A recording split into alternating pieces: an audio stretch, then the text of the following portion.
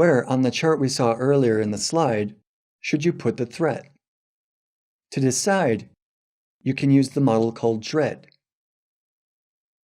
This model helps you to assess risk using 5 factors that affect it. The first factor is damage potential. The second is reproducibility, how easy it is to reproduce the attack. If we assess the vulnerability of a computer system, we often mention the third factor first. This is exploitability. We often assume that old, non-updated systems are the most vulnerable, or most exploitable.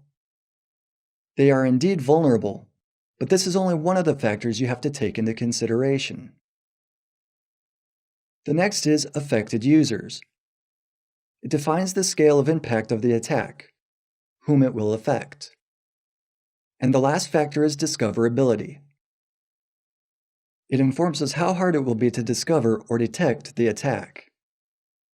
Each factor of DREAD is assigned a value. To divide the total value easily, the individual numbers assigned could be 1, 5, and 10. Each threat is assessed against every factor of risk. The individual values are summed up and the total is divided by the number of factors, that is, by 5.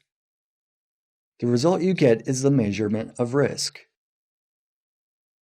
Such assessments can help us prioritize actions in order to limit the risk or to completely eliminate it.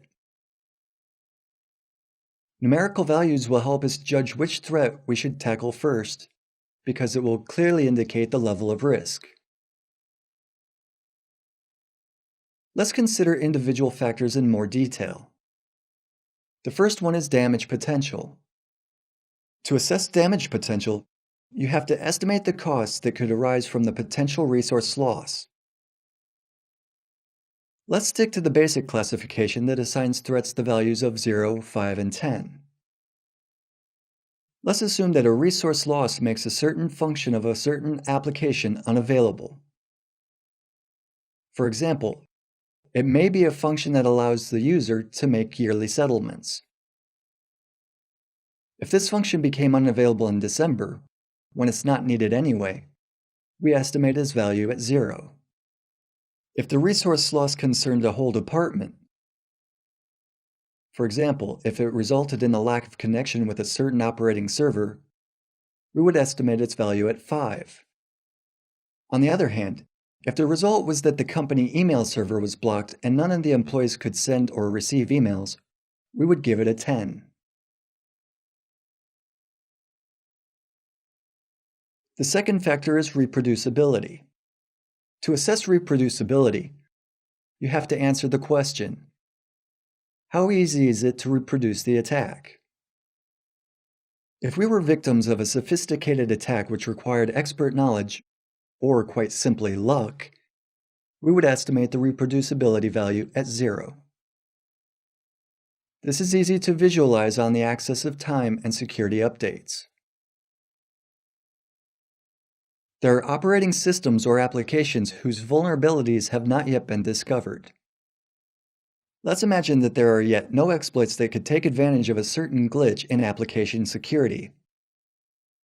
In such cases, the attack is only possible if the attacker writes a completely new hostile code all by himself.